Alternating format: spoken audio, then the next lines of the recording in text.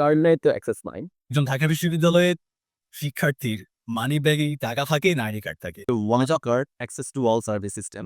আমার একটি ID card থাকবে। এই একটি আইডি কার্ডের মাধ্যমে আমি সকল ধরনের সুযোগ সুবিধা পাবো।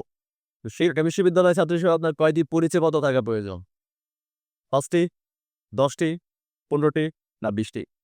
যদি একটি আইডি কার্ড তৈরি করতে ১ মাস সময় নেয়, আইডি কার্ড যে হারিয়ে গিয়েছে তার জন্য আপনার থেকে ৳২০০-৩০০ ফাইন নেয়, আপনি আইডি কার্ডে আবেদন করতে অনেক সময় অপচয় করেন এবং আইডি কার্ডটির জন্য নতুন করে ফর্ম পূরণ, সেটার জন্য হচ্ছে আলাদা করে ওই স্থানে যাওয়া।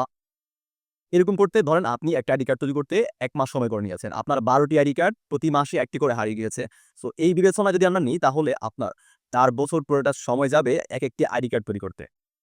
একটা ইন্টারেস্টিং বিষয়। একজন ঢাকা বিশ্ববিদ্যালয়ের শিক্ষার্থীর মানি ব্যাগে কি টাকা থাকে না আইডি কার্ড থাকে? আপনি যখন দেখবেন একজন ঢাকা বিশ্ববিদ্যালয়ের শিক্ষার্থী বা এরকম যে জায়গায় আছে, ওই স্টুডেন্টদের পকেট বা মানি ব্যাগ যখন আপনি খুলবেন তখন দেখবেন যে টাকার ভারের তুলনায় মানি ব্যাগে শিক্ষার্থীদের পরিচয় বহনকারী কার্ড বা আইডি কার্ডের ভারটি অনেক বেশি।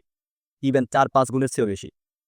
তো আপনি একজন শিক্ষার্থী, সেটা আপনাকে প্রমাণ করতে আপনার এতগুলো আইডি কার্ড বহন করতে হচ্ছে।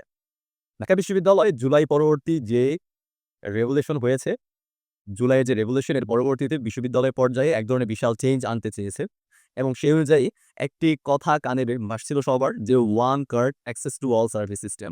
আমার একটি আইডি কার্ড থাকবে, এই একটি আইডি কার্ডের মাধ্যমে আমি সকল ধরনের সুযোগ সুবিধা পাবো। তো সেই ক্ষেত্রে বিশ্ববিদ্যালয় প্রশাসন কতটুকু এগিয়েছে, কতটুকুই বা তারা কাজ করছে সেটি অনিশ্চিত। ডিপার্টমেন্ট থেকে আপনাকে একটি আইডি কার্ড দেওয়া হবে। এই আইডি কার্ড দিয়ে আপনি যেকোনো জায়গায় পাঞ্চিং সিস্টেমে অ্যাক্সেস করতে পারবেন। এর মধ্যে একটা এক্সাম্পল দেওয়া আছে, আপনি লাইব্রেরিতে প্রবেশ করেছেন, লাইব্রেরি গেটে আপনাকে এটা পাস করে লাইব্রেরিতে ঢুকতে হবে। মাঝখান দিয়ে কয়েকদিন ছিল, এখন নেই। তো এই ক্ষেত্রে যখন আমি এই কার্ডটি পাঞ্চ করবেন, তার মানে এই কার্ডে কিছু ডিজিটাল সিস্টেম আছে, যেটা হচ্ছে মেশিন রিডেবল সিস্টেম, যার মাধ্যমে আপনাকে রিকগনাইজ করবে যে আপনি ঢাকা ইউনিভার্সিটির একজন ছাত্র। এর বাইরেও যে অনেকগুলো অযথা অকার্যকর আইডি কার্ড রয়েছে, তার মধ্যে অন্যতম হচ্ছে ঢাকা বিশ্ববিদ্যালয়ের বড়ুয়ার্স আইডি কার্ড। এক্ষেত্রে আপনি যখন সেন্ট্রাল লাইব্রেরিতে বই পড়তে যাবেন, ওই বইয়ে পড়ার অ্যাক্সেস নেওয়ার জন্য আপনাকে নতুন করে একটি আইডি কার্ড তৈরি করতে হবে। না হলে আপনি ওইখানকার বই ধার করতে পারবেন না। ওই বই নিয়ে আপনি শুধু ওইখানেই পড়তে পারবেন, এ থেকে বেরোতে পারবেন না। আপনি ঢাকা বিশ্ববিদ্যালয়ে কোনো একটি হলে রেসিডেন্সিশিপ নিয়েছেন, কোনো একটি হলে আপনাকে দিবে। তো সেক্ষেত্রে আপনি যখন হলে থাকবেন তখন আবাসিক, আর যদি হলে থাকবেন তখন অনাবাসিক। আপনি হলের সুযোগ সুবিধা নিতে হলে এই কার্ডগুলো করতে হবে। আদারওয়াইজ আপনি হল থেকে কোনো সুযোগ সুবিধা পাবেন না। তো আপনার খাতায় আপনার মানিব্যাগে নতুন করে একটা কার্ড সংযোজন হয়েছে। খুবই প্রশংসনীয় কাজ। ঢাকা বিশ্ববিদ্যালয় হলগুলোতে নতুন করে সাইকেল স্ট্যান্ড তৈরি করা হয়েছে। সাইকেল স্ট্যান্ডগুলোতে আপনি সাইকেল রাখতে পারবেন না। কি? আপনি যখন সাইকেল স্ট্যান্ডে সাইকেল রাখতে যাবেন, তখন হচ্ছে আপনাকে একটা আইডি কার্ডের মাধ্যমে অ্যাক্সেস দিয়ে তারপর ঢুকতে হবে। এর মধ্যে একটি উদাহরণ হলো শহীদ সঞ্জুর হল। আপনি বিশ্ববিদ্যালয়ে কোনো একটি অর্গানাইজেশনের সাথে সম্পৃক্ত আছেন এবং সেখানে কাজ করতে চান। এর মধ্যে হতে পারে রোভার স্কাউট, রেঞ্জার্স, বিএনসিসি অথবা কোনো টিএসসিভিটি সংগঠন। এই সংগঠনগুলো আপনি যে ঢাকা ইউনিভার্সিটির ছাত্র, এটা প্রমাণ করার জন্য অথবা আপনি যেখানে কাজ করে এটা প্রমাণ করার জন্য আপনার আলাদা করে নতুন করে আইডি কার্ড দিতে হচ্ছে। আপনার নতুন করে আইডি কার্ড মানিব্যাগে সংযোজন করতে হচ্ছে। আপনি ডিপার্টমেন্টে একটা সেমিনার লাইব্রেরি আছে। সেমিনার লাইব্রেরি থেকে আপনি বই ধার করতে পারবেন না যতক্ষণ না পর্যন্ত আপনি একটি নতুন করে সেমিনার আইডি কার্ড বানান।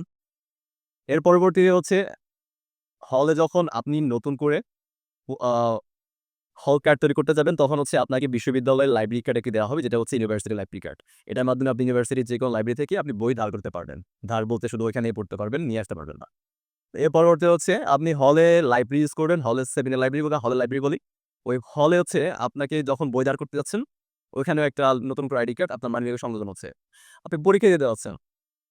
পরীক্ষা দেওয়ার জন্য আপনাকে আইডেন্টিফাই করবে আপনার প্রবেশপত্র।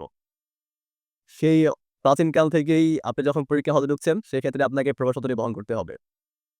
তো এটা কি কার্ডে ট্রান্সফর্ম করা যায় না? অল কার্ড সিস্টেমে। আপনি জিমনেশিয়ামে হচ্ছে জিম করতে যাচ্ছেন, আপনার ফিটনেস লাগবে।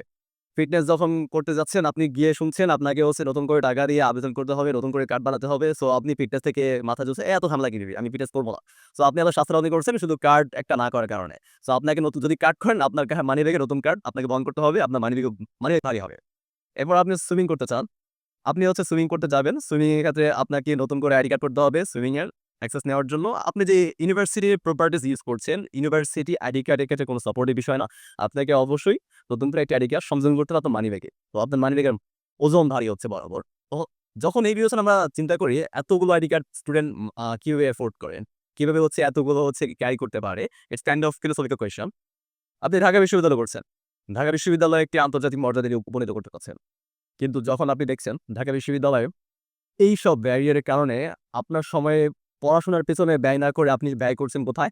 লাইব্রেরি কার্ড, হল card, university card, gymnasium card, swimming pool card, তারপরে কোনো ক্লাব কার্ড। আপনি ৫-৬ টা ক্লাব করছেন, ৫-৬ টা ক্লাবের ৫-৬ টা হচ্ছে কার্ড রয়েছে। তো এই বিবেচনায় যখন আমরা নিই, তখন হচ্ছে অনেকগুলো কার্ড সংযোজন করতে আপনার সময় ব্যয় হচ্ছে মোটামুটি পুরা গ্র্যাজুয়েশন সময়টাই। তো সেই ক্ষেত্রে যখন আপনি একজন ছাত্রকে পড়াশোনার ক্ষেত্রে ইনভলভ না করে শুধু কার্ডের পেছনে সময় নষ্ট করাচ্ছেন বা কার্ডের পেছনে ভাবার জন্য সময় নষ্ট করাচ্ছেন, তখন আপনি অ্যাজ এ ইউনিভার্সিটি প্রশাসন কি তৈরি করছেন? আপনি কর্মক্ষম জনশক্তি তৈরি করছেন? নাকি কর্ম অক্ষম জনশক্তি তৈরি করছেন? That's fine.